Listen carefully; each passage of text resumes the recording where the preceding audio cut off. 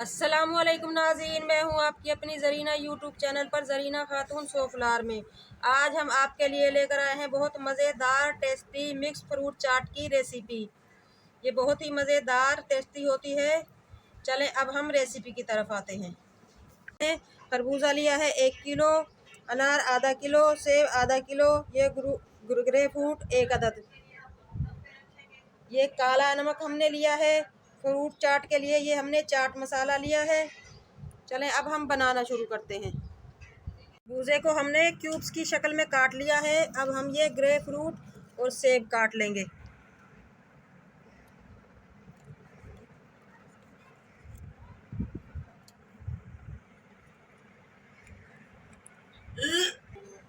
Grey fruit थोड़ा सा डाला है हमने सिर्फ खटास के लिए। सेब को भी हम क्यूब्स की शक्ल में काट लेंगे, को भी हम पीस में काट लेंगे।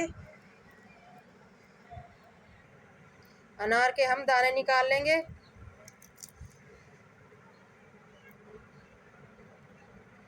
माशाल्लाह बहुत ही मज़ेदार टेस्टी हमारी मिक्स फ्रूट चाट बनकर तैयार हो चुकी है। और जायका बढ़ाने के लिए माशाल्लाह काला नमक डाल सकते हैं आप। अगर आपको काला नमक नहीं पसंद तो आप चाट मसाला डाल सकते हैं।